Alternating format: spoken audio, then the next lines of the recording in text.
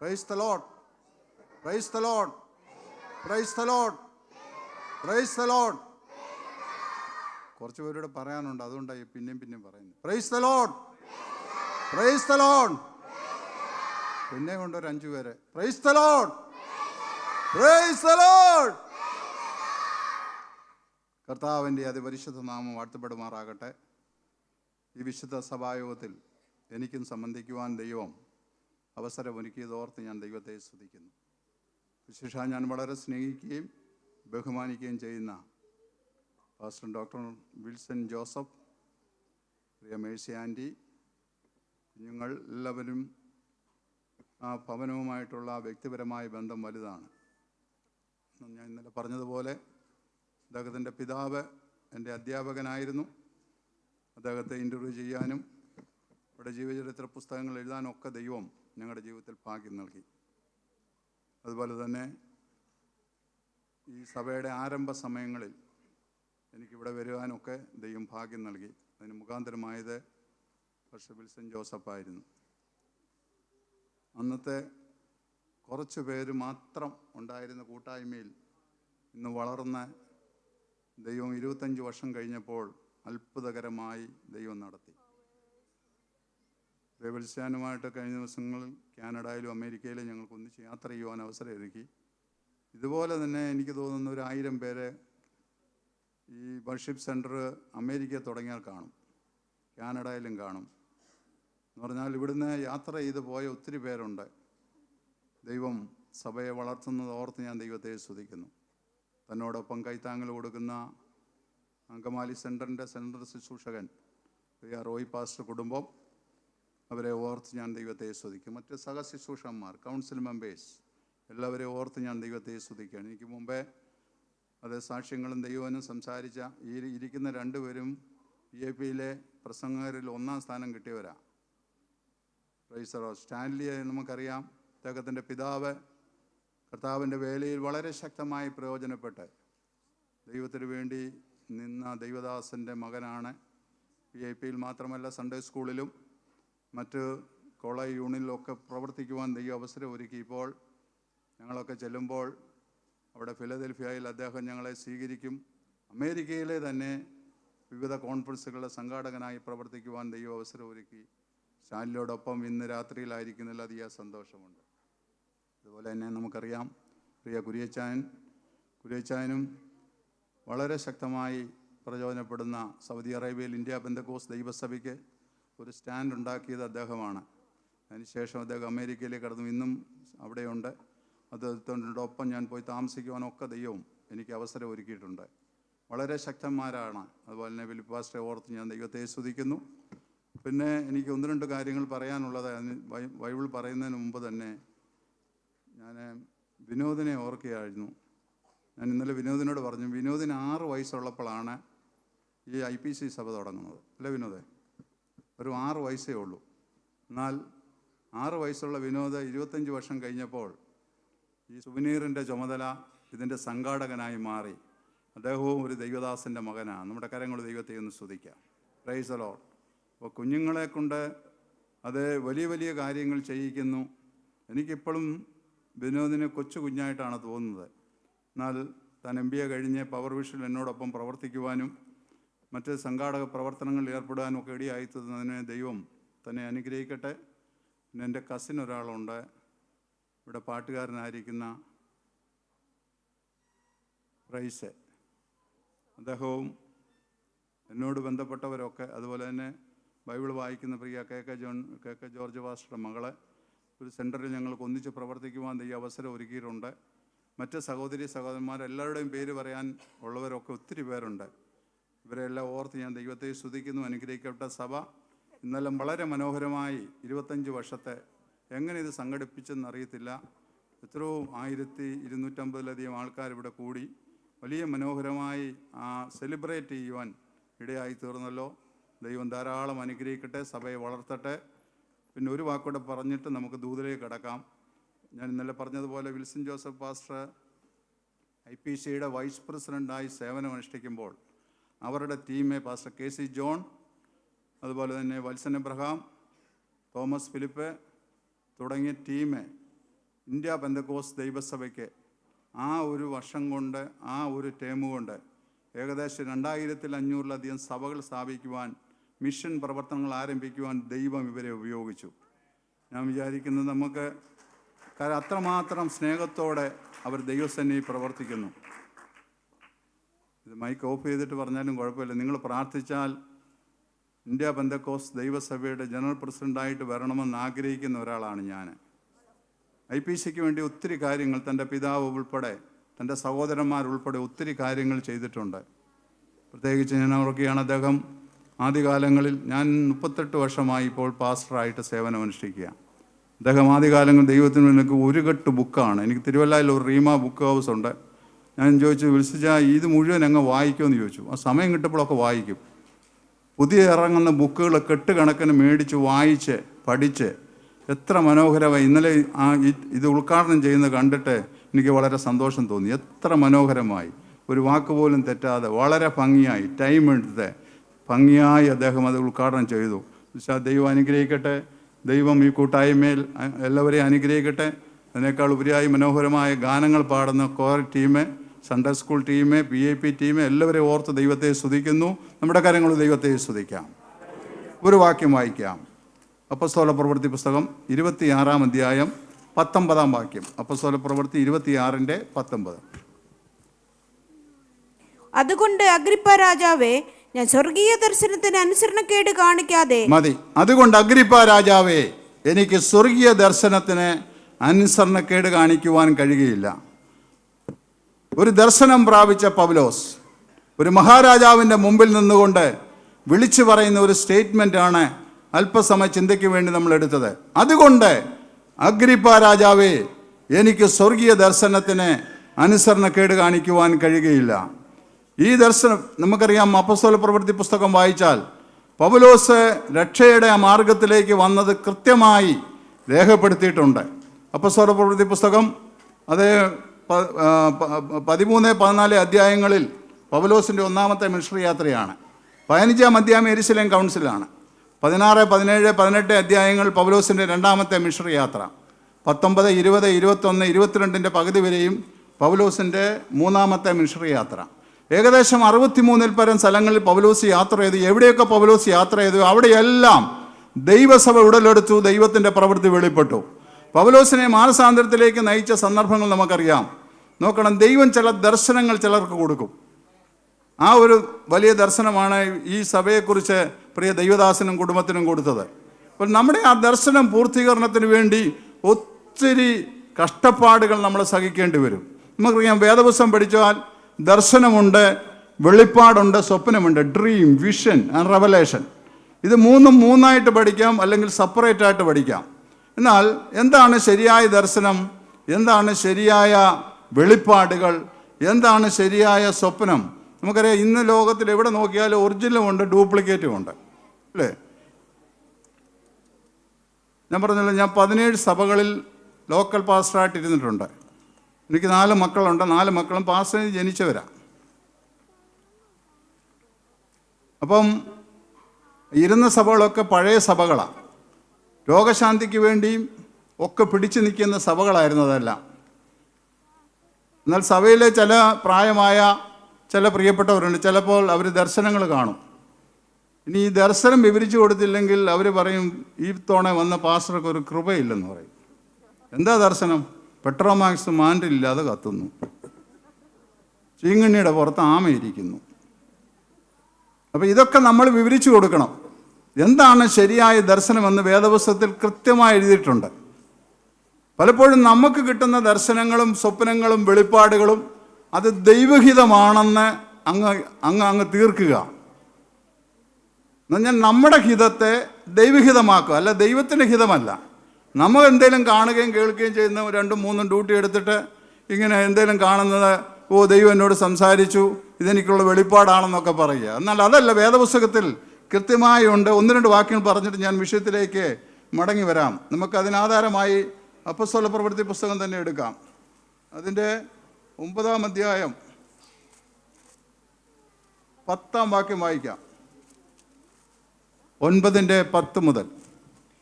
എന്നാൽ അനന്യാസ് എന്ന എന്നൊരു ശിഷ്യൻ എന്നാൽ അനന്യാസ് എന്നൊരു ശിഷ്യൻ ദമസ്കോസിൽ ഉണ്ടായിരുന്നു. യെസ്, അവനെ കർത്താവ് ഒരു ദർശനത്തിൽ അനന്യാസേ എന്ന് വിളിച്ചു. അപ്പോൾ ദർശനത്തിൽ നമ്മൾ വിചാരിക്കും ദർശനം എന്ന് പറയുന്നത് ഈ കാണുന്നത് മാത്രമാണ്. പക്ഷെ ദർശനത്തിൽ എന്താ?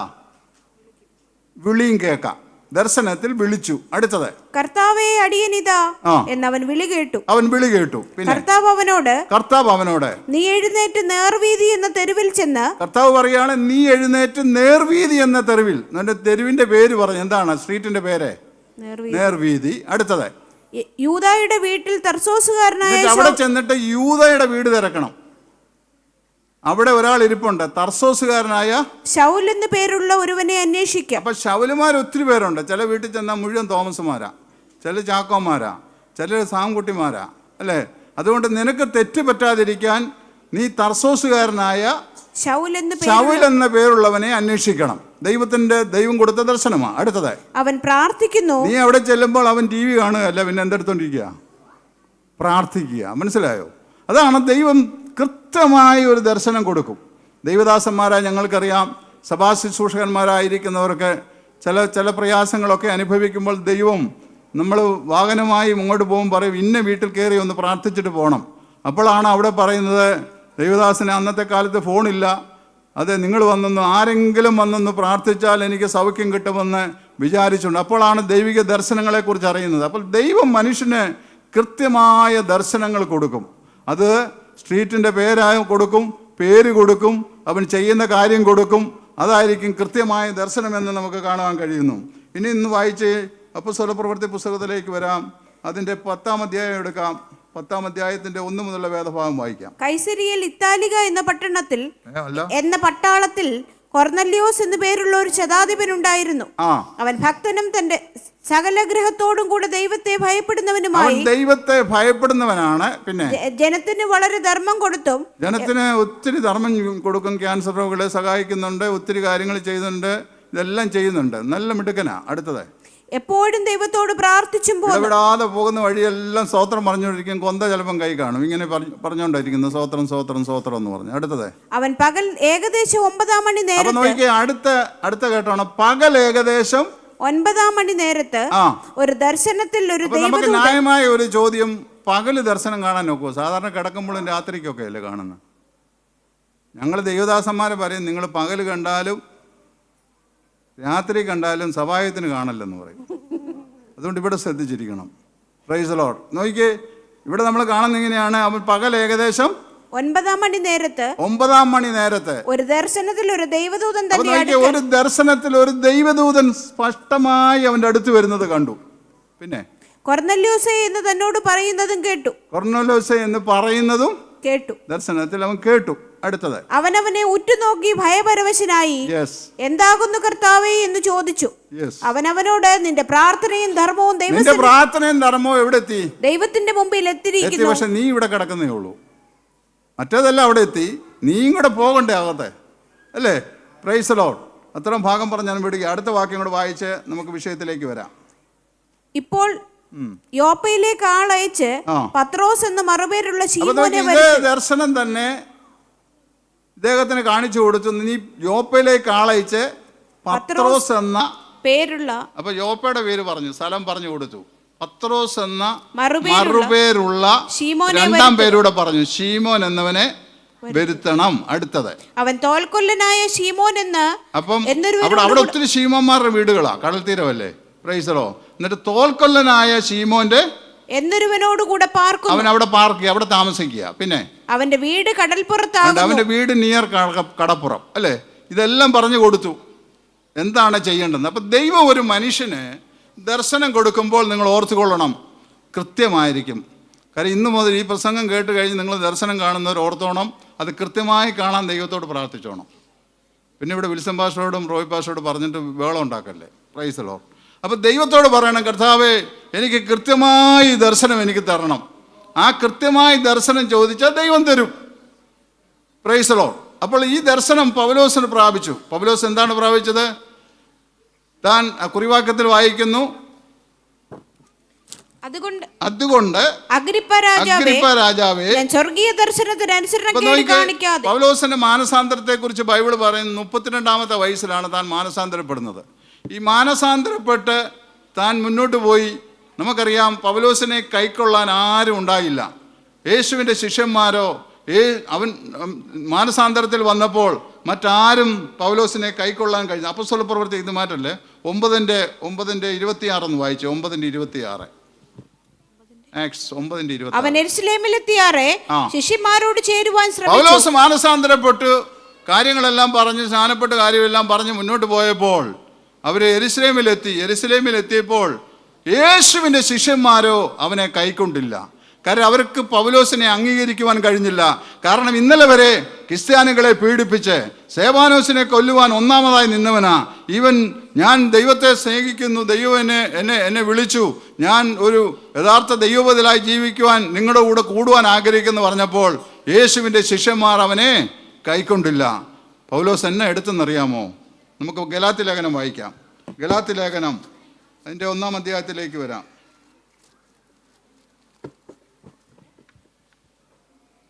17-18 വായിക്കാം.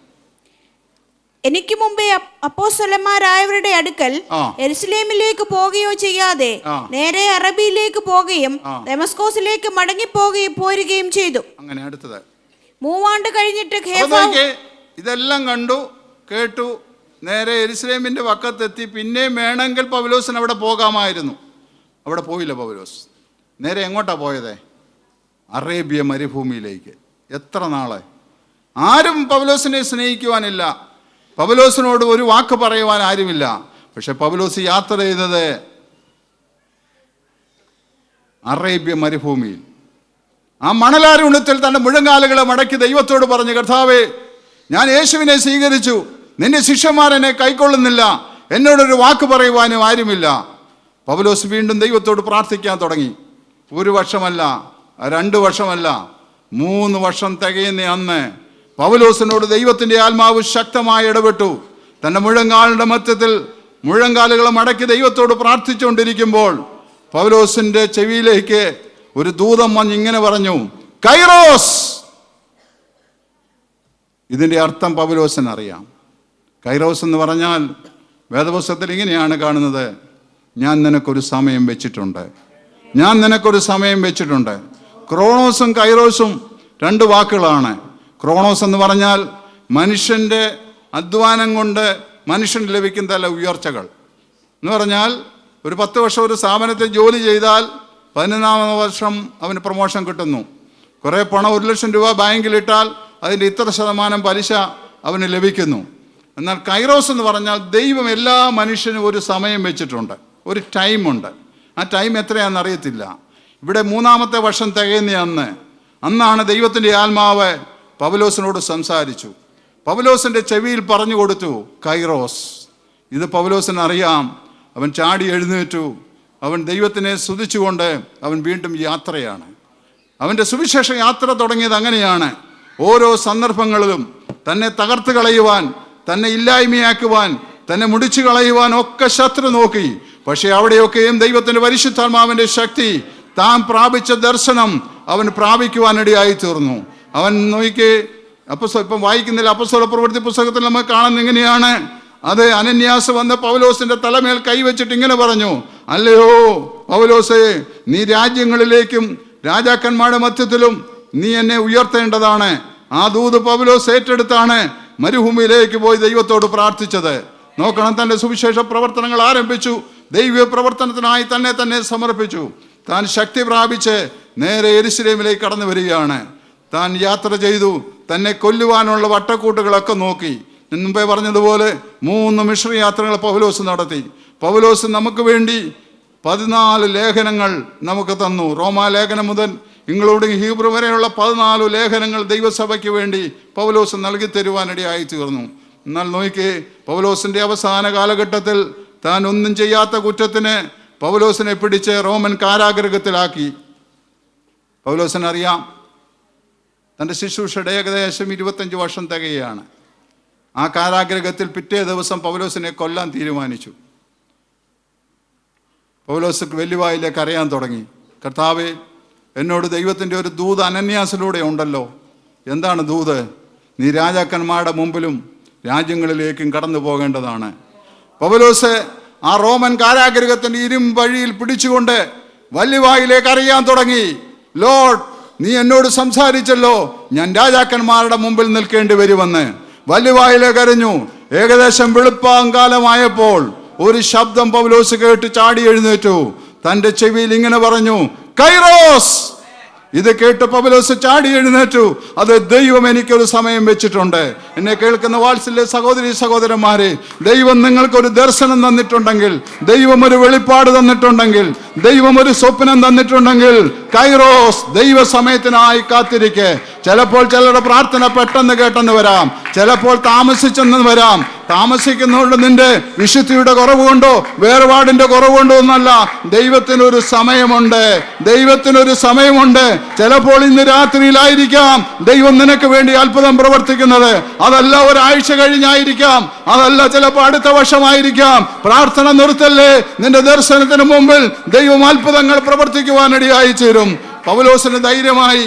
അല്പ മിനിറ്റുകൾ കഴിഞ്ഞപ്പോൾ പൗലോസിനെ കാരാഗൃഹത്തിൽ നിന്ന് പട്ടാളക്കാർ രാജാവിൻ്റെ മുമ്പിലേക്ക് കൊണ്ടുവന്നു. അഗ്രിപ്പ രാജാവിൻ്റെ മുമ്പിൽ കൊണ്ട് നിർത്തിയിരിക്കുകയാണ്. അവിടെ മന്ത്രിമാരിരിപ്പുണ്ട്, മറ്റു പ്രജകളെല്ലാം ഉണ്ട്. കെട്ടുകൾ അഴിച്ചു.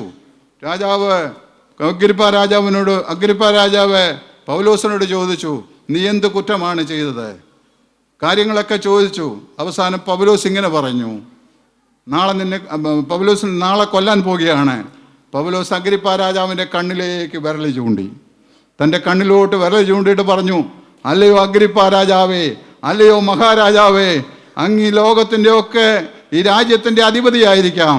പക്ഷെ ഞാൻ നിന്നോടൊരു കാര്യം പറയാം. Price the Lord. എൻ്റെ കർത്താവ് എന്നോടൊരു കാര്യം പറഞ്ഞിട്ടുണ്ട്. ഞാൻ രാജാക്കന്മാരുടെ മുമ്പിൽ നിൽക്കേണ്ടി വരുമെന്ന്. നിന്റെ മുമ്പിൽ മാത്രമല്ല, ഇനിയും ചില രാജാക്കന്മാരുടെ മുമ്പിൽ നിൽക്കേണ്ടി വരും. അതുകൊണ്ട് നിനക്ക് എന്നെ ഒന്നും ചെയ്യാൻ കഴിയുകയില്ല. അത് അഗ്രിപ്പ രാജാവ് പേടിച്ചു പോയി. ആദ്യമായിട്ടാണ് ഒരു കുറ്റക്കാരൻ അത് കൊല്ലാൻ കൊണ്ടുവന്ന ഒരാള് കണ്ണിൽ വിരൽ ചൂണ്ടിക്കൊണ്ട് പറയുക, നിനക്ക് എന്നെ ഒന്നും ചെയ്യാൻ കഴിയില്ല. ദൈവം എനിക്കൊരു ദർശനം തന്നിട്ടുണ്ട്. എന്നെ കേൾക്കുന്ന പ്രിയമുള്ളവരെ, ഒരു ദൈവദാസൻ എന്ന നിലയിൽ ഞാൻ നിങ്ങളോട് പറയട്ടെ, ദൈവം നിങ്ങൾക്കൊരു ദർശനം തന്നെങ്കിൽ, ദൈവം ഒരു സ്വപ്നം തന്നെങ്കിൽ, ഇന്നേക്ക് 25 വർഷം മുമ്പേ, അല്ല 10 വർഷം മുമ്പേ, 15 വർഷം മുമ്പേ, കഴിഞ്ഞ ആഴ്ചയിൽ, കഴിഞ്ഞ മാസം ദൈവം നിങ്ങളോട് ദൈവം സംസാരിച്ചെങ്കിൽ നീ അതിനായി കാത്തിരിക്കേ, അതിനായി കാത്തിരിക്കേ, അതിനായി കാത്തിരിക്കേ. ഞാൻ പറഞ്ഞത് മുഴുവൻ മറന്നുപോയാലും നിങ്ങൾ മറക്കല്ലേ. Kairos, kairos, kairos. ദൈവം എനിക്കൊരു സമയം വെച്ചിട്ടുണ്ട്. ദൈവം എനിക്കൊരു സമയം വെച്ചിട്ടുണ്ട്. നിന്റെ വേദനകൾ മാറുന്ന, നിന്റെ പ്രയാസങ്ങൾ മാറുന്ന, നിന്റെ കഷ്ടതകൾ മാറുന്ന ഒരു സമയമുണ്ട്. Price the Lord. അതുകൊണ്ട് ദർശനത്തിന് മുമ്പിൽ നിന്നെ തന്നെ സമർപ്പിക്കൂ. God bless you. ഈ വചനങ്ങളാൽ ദൈവം അനുഗ്രഹിക്കട്ടെ.